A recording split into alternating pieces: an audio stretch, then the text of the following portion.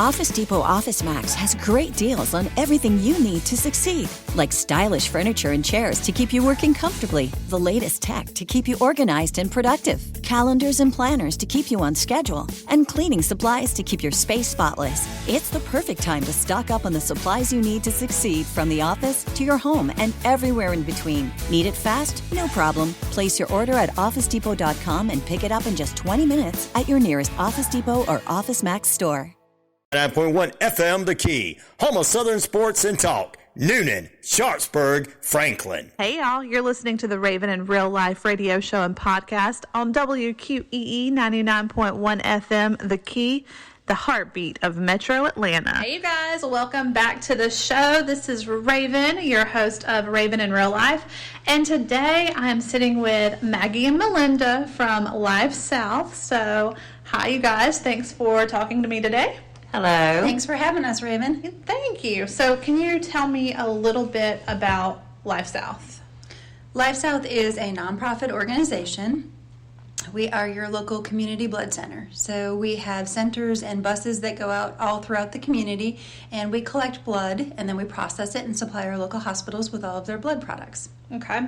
So what's your ultimate mission in this area, or your ultimate goal in our area? Well, our main goal is to provide that safe blood supply for the hospitals. So we never want our hospitals to have to go without. We never want loved ones to be waiting for someone who's coming out of surgery, or, Lord forbid, there's a tragedy and them not have that supply. So keeping our hospital shelves stocked is our main focus. Okay. And so how do you guys actually find the donors? We find them in a variety of ways. So we have an existing donor database where we call on them and let them know they're eligible to donate. We also just get them out of the goodness of their heart. So they see our bus at a Walmart, a Target, or at one of our centers, and they just come in and make a donation.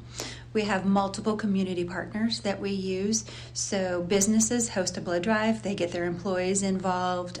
Sometimes they offer some incentives for their employees to donate, and that's how we find our donors. So are you guys generally reaching out to the businesses to try to set up the donation days, or can a company reach out to you guys? It can happen either way. Okay. Sometimes we have a donor in the center who their husband maybe runs a small business and they want to do a blood drive. Yeah. Otherwise, we will go knock on their doors and ask them to host a blood drive. Melinda's very good at that. She knocks on lots of doors. We also get blood drives through schools.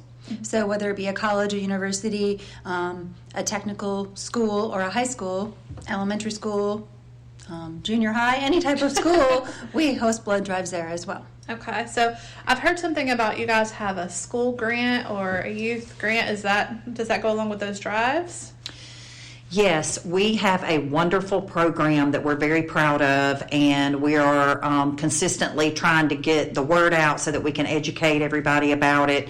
It is a school grant program, and there's also a scholarship program opportunity that can go along with that for seniors that are in our area.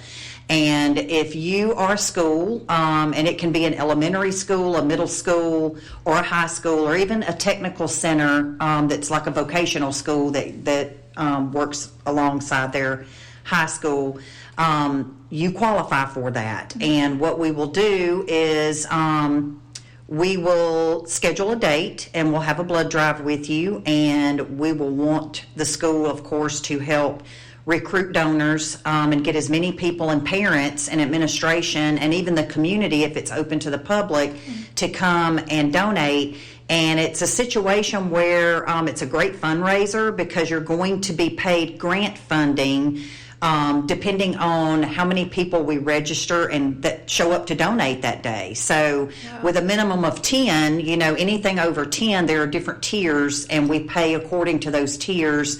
And if we host the blood drive with you and we set up inside, say, your gymnasium, your multi-purpose, room or something like that, then of course that is additional funding for you. So we would like to stress the fact that the funding is there because of community sponsors, and that money is donated to Life South for that particular reason. So it's kind of an encouragement to the schools that we want you to use this as a fundraiser.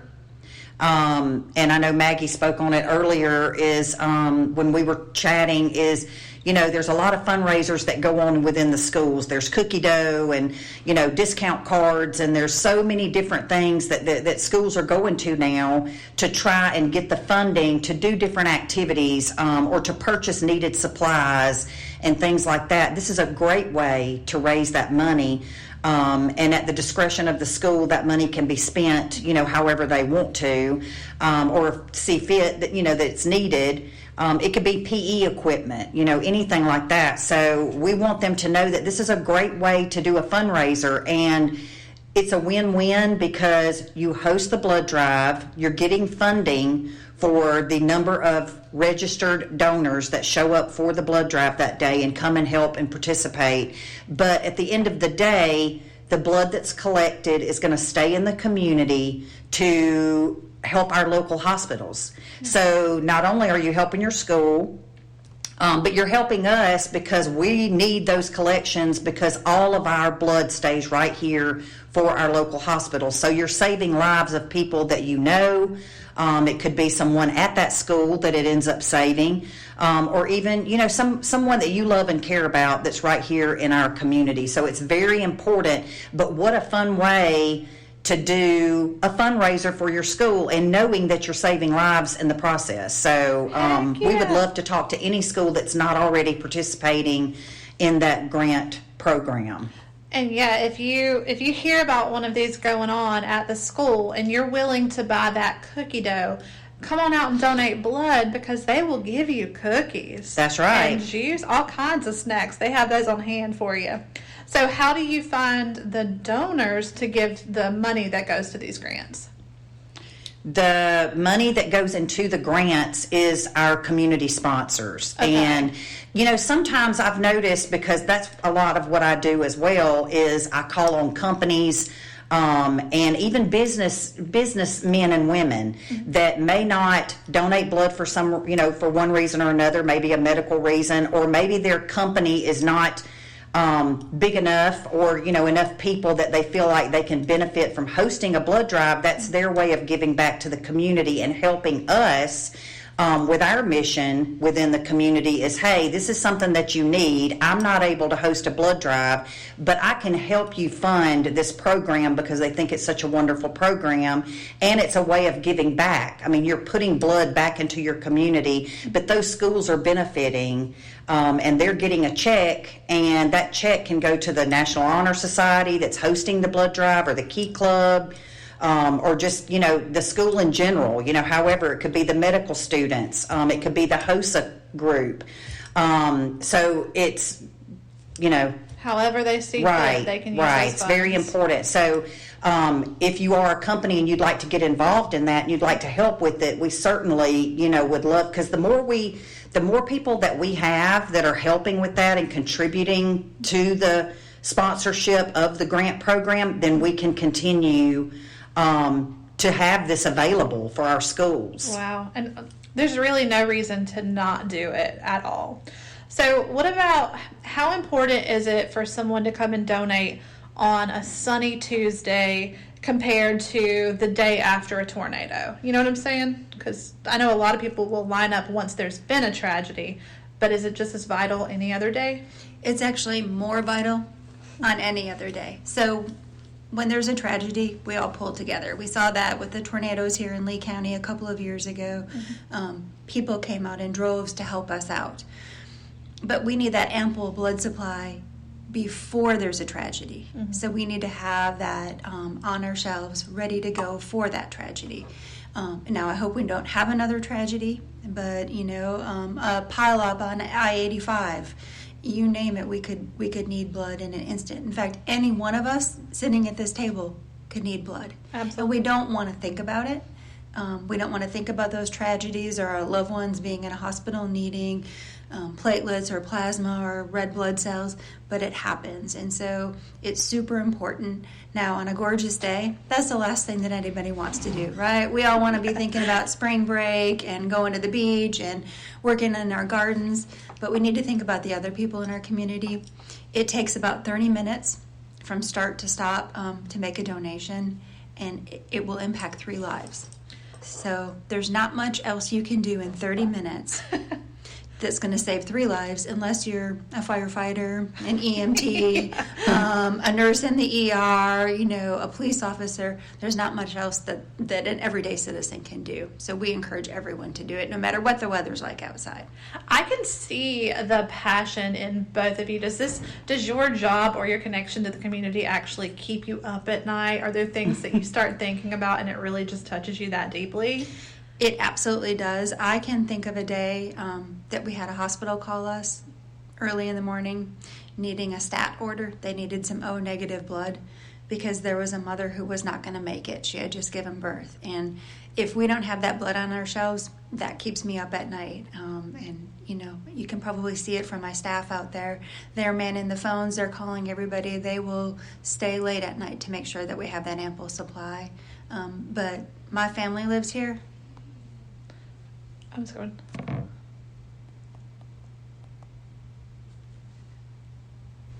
My family lives here. My friends are here. So I think about, what if that was one of my children? What if that was my husband? What if that was my sister or my father that needed blood and we didn't have that supply?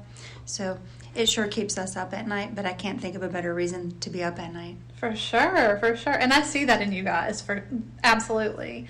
Now, you mentioned your staff. Are you guys hiring anywhere, or do you guys take volunteers? Maggie can probably fill you in on some of the positions that are actually available within her region, which actually covers the Columbus, Phoenix City, LaGrange, and then of course Lee County, Chambers County, and around in this area. But if we're always looking for good people, and it's not, we always say to everyone that comes in for an interview is we do look for that passion or the capability of getting that passion about what you're doing, because this is so much more than just a job, and it's not for everybody. You have to love what you're doing, and you have to want to give back to your community. And your front line, you're out every day. If you're donor services, you're out every day. You're at blood drives at different companies, different retail outlets, schools, churches, and you're meeting a lot of people that are giving up some of their time to step onto the Bloodmobile, and they want to give of themselves and of their time to help someone that they don't even know, just because they care. So we want, on our end, of course, we want the same. We want everybody on our side to give the best customer service. Yes, you must be a people person because you see and meet so many different kinds of people. We want you to have fun with what you're doing, but we also want you to love it and have it in your heart so that wherever you go, you tell people with a lot of passion and a lot of happiness where you work, what you do, and how it benefits our community. So if they're interested, there's lots of different positions, but we encourage everybody to go to our website, which is lifesouth.org, and you can go to the careers tab, and it takes you to the different areas. All the positions are listed. I think if Maggie, you might want to talk about some positions that you have here that are readily available right now. So we frequently have positions that are available. We're no different than any employer post-COVID. So we have openings right now for donor services technicians. Those are individuals who actually draw the blood. They do the phlebotomy. The really cool thing about Life South is that we train staff to do that. So there are schools out there that you can get training, but it's not needed. We can teach people who've never worked in the medical profession how to perform the phlebotomy, how to take the blood pressure, how to take the pulse. And so they get on-the-job training, and I think that's a really neat thing for an individual who's looking for a career. Life South has different career paths, so we have donor services, we have hospital services, we have donor recruiters who are out there booking our blood drives, we have mobile team supervisors, we have trainers, we have all kinds of positions. And so there are a lot of fits for different people who maybe don't want to be the one to perform actually the phlebotomy, but they want to be involved and support this mission. So lifesouth.org is the best place to go and look for our hiring opportunities. Okay. So what else could they find on your website? I'm assuming there would be a map that would tell all of the different donation centers, and would it tell about different upcoming donation days? Is that all listed on the website as well? Yes, we have some tools, I guess you would call them, on our website that you can put in your zip code and select a date range and even select a location area, so within 10 miles, 50 miles, and you can find the blood drives that will be in your area. Perfect. What's something that I have not asked you that's you feel is very important for the community to know as a whole? To keep in mind that, kind of going along with what Maggie said earlier about, we just have to be ready. We are essential to the community because the hospitals are looking to us that they want the products they need, and they need them now. They can't wait. So the only way to do that is to make sure that we have adequate inventory on a daily basis, because one thing that's real important for if there's someone that's not familiar with donating blood on a regular basis is once you donate, that blood is not ready to go to a patient right then immediately. That blood has to go through testing. It has to go to the lab. So within 24 to 48 hours later, after the donation itself, is when the blood will be, will actually be ready to be labeled and sent to the hospital and administered, transfused into a patient that needs it, that's waiting on it. So it's not something that is immediate. So that's why we always want to stay a day and 2 days ahead of anything that could possibly, happen, that the hospital's going to need so many units, like she was talking about the mother earlier. And then, any type of trauma, you have someone that may be bleeding out, and they need those products, and we can't wait. So it's important to know that if you're thinking about donating, go ahead and do it. Okay. Please don't wait for something to happen, because you know that if something were to happen, you just donated within the last 56 days, you were part of the resolution of of helping us get to where we need to be to help the hospital and have those units available. So that's always been very important to us, because I think when something happens, it's the emotions of people are like, well, I don't know what to do. I guess I can go and donate blood, because yes, that is always going to be needed when something like that happens.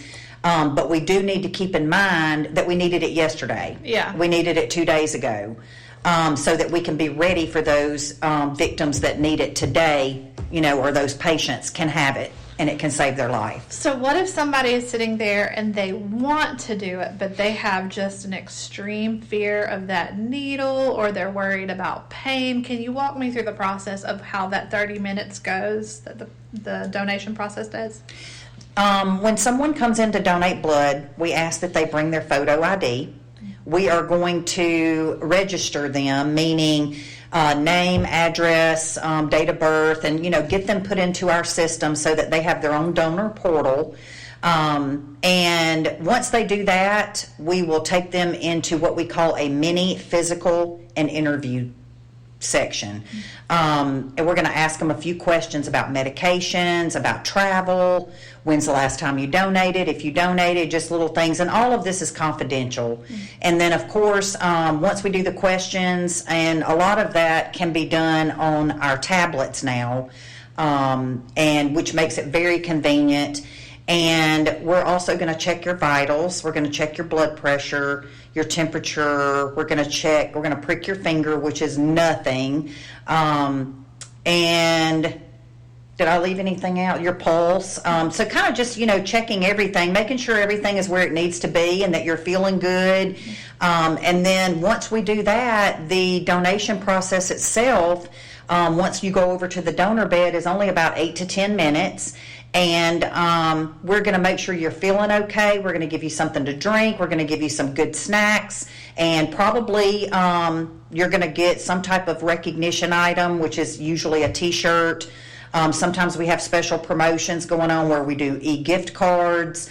And then once you walk out, you've spent 30 minutes. You've saved up to 3 lives right here at home, where you know people that are in this community that may be able to take advantage of you donating blood and saving lives today.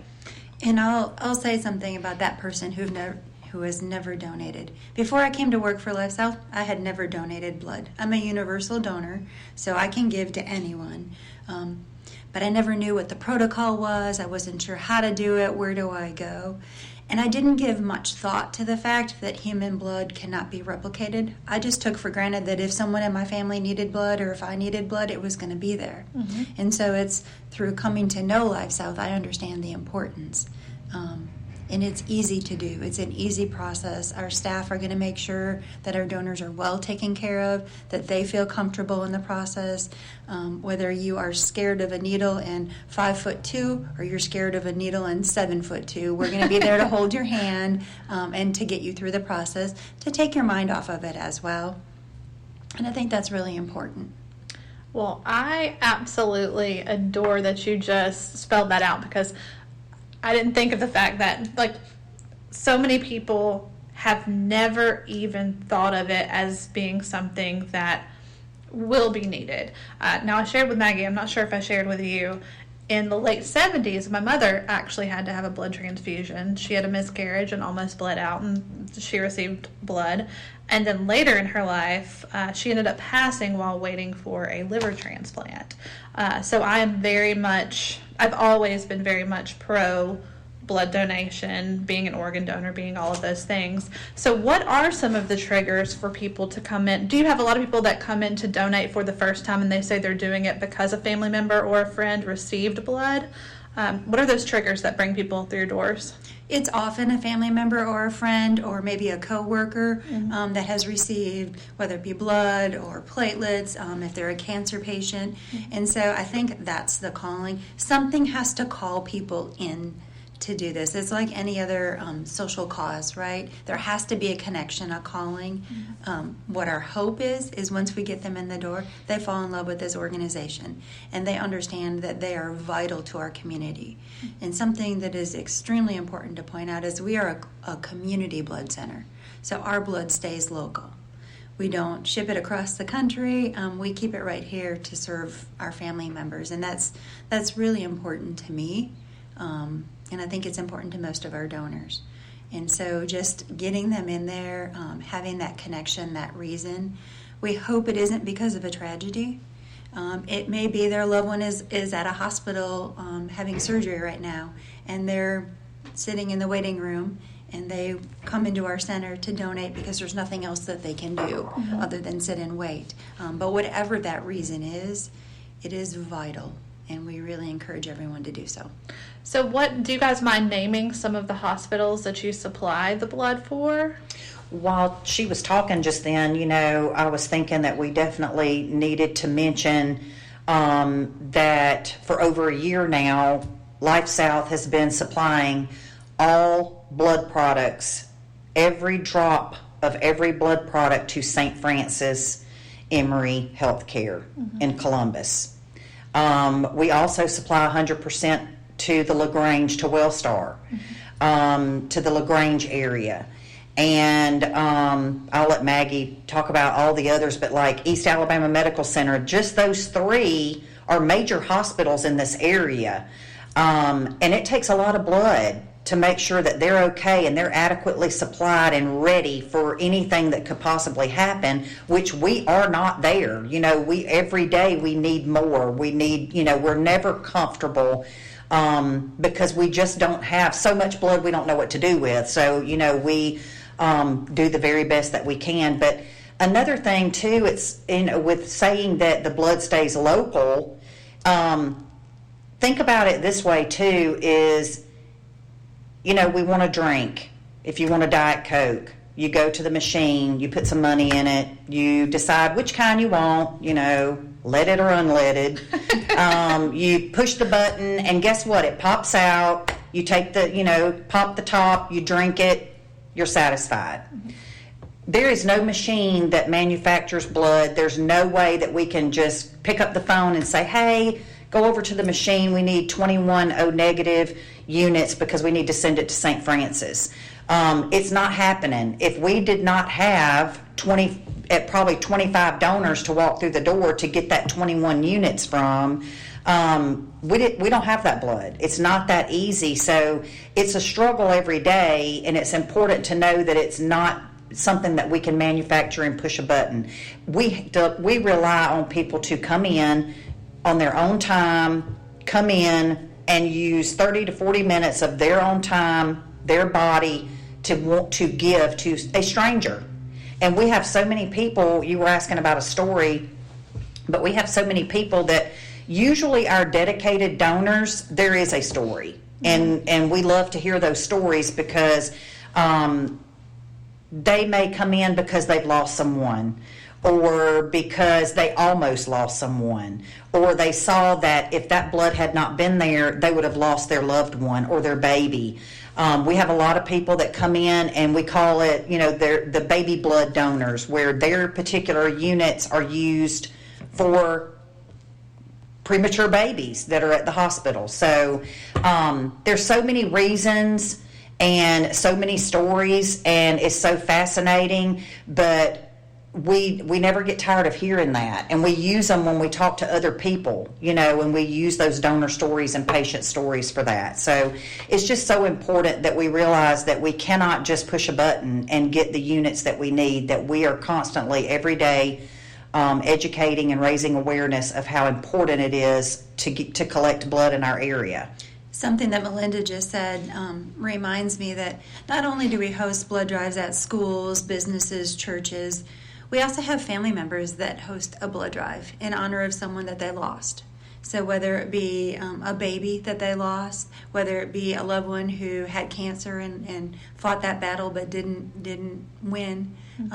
So I can think of several donors that come in and their sole mission is to give back, because we supplied their mother or their father platelets or plasma or whole blood. And so we host blood drives in honor of individuals. Now, we would love it if we were hosting it in honor of someone and they were there with us that day, but it is a nice way to also honor your loved ones if they had a tragedy and they aren't able to be here. Wow. Maybe I need to do that. I could do one in honor Absolutely. of my mother who received blood.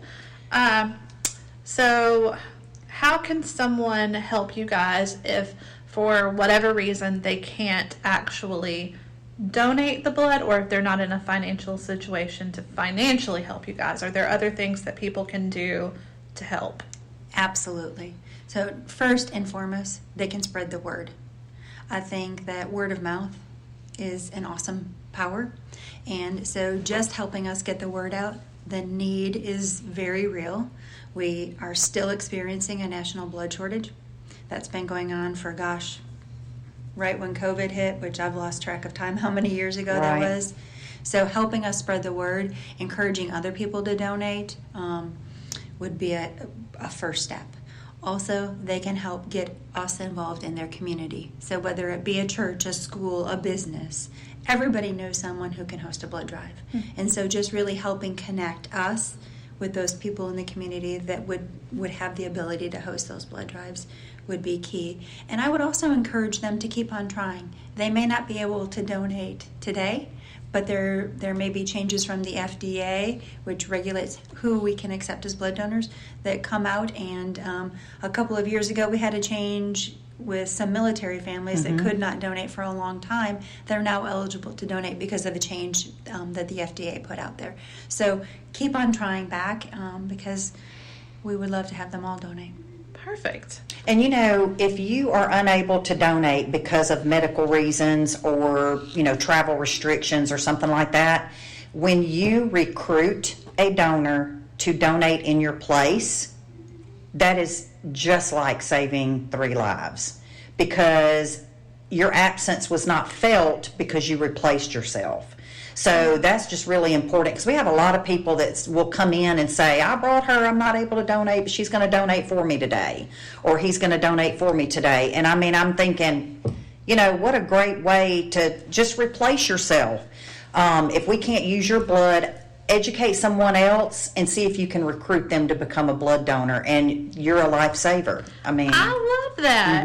I would have never thought of that. Right. So you guys, can y'all tell me, one time we've got about a minute left.